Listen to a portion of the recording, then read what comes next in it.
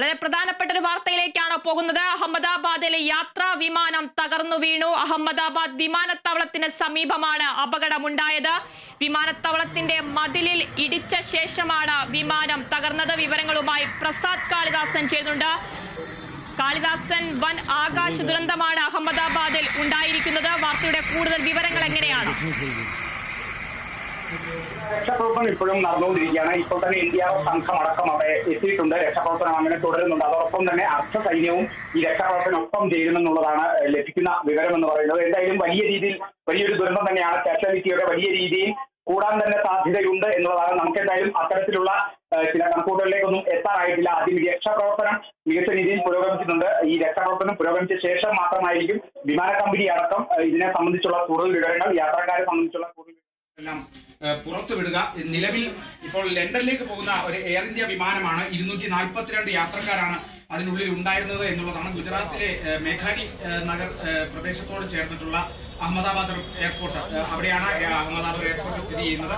ആ ഒരു ഭാഗത്താണ് ഇത്തരത്തിൽ ഒരു അപകടമുണ്ടായിരിക്കുന്നത്, വിമാനാപകടം ഉണ്ടായിരിക്കുന്നത്. ടേക്ക് ഓഫിന് ശേഷമാണ് ഇത്തരത്തിൽ തകർന്നു വീണിരിക്കുന്നത്. ഇത്തരത്തിൽ വലിയ രീതിയിലൊരു കാഷ്വാലിറ്റി അല്ലെങ്കിൽ പ്രത്യാഘാതം ഉണ്ട് എന്നുള്ളതാണ് അറിയാൻ സാധിക്കുന്നത്. ഇപ്പോൾ അത് മാത്രമല്ല, ഈ ഒരു യാത്രക്കാരുടെ ഒപ്പം യാത്രക്കാരിൽ മുൻ മുഖ്യമന്ത്രി, ഗുജറാത്ത് മുൻ മുഖ്യമന്ത്രി വിജയ് രൂപാനിയും ഉണ്ട് എന്നുള്ളതാണ് നമുക്ക് കിട്ടുന്ന ചില വിവരങ്ങൾ.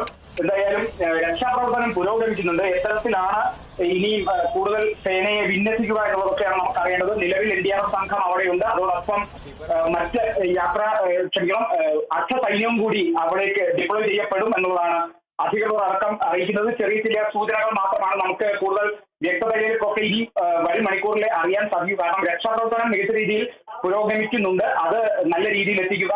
ചെറിയ അപകടമുള്ളവരും ഉണ്ടാവും. അതോടൊപ്പം തന്നെ വലിയ രീതിയിൽ ഗുരുതര പരിക്കുമുള്ളവരും ഈ വിമാനത്തിൽ ഉണ്ടാകേണ്ടതാണ്. കാരണം അത്രത്തോളം വലിയ അപകടം തന്നെയാണ് എന്നുള്ളതാണ്. എയർ ഇന്ത്യ വിമാനമാണ്, ലണ്ടനിലേക്ക് യാത്ര തിരിച്ച എയർ ഇന്ത്യ വിമാനമാണ് ഇത്തരത്തിൽ അഹമ്മദാബാദിൽ വലിയൊരു ദുരന്തമായി പറഞ്ഞത്. യാത്രാ വിമാനം തകർന്നു വീഴുകയായിരുന്നു. 242 യാത്രക്കാരാണ് അതിലുണ്ടായിരുന്നത്.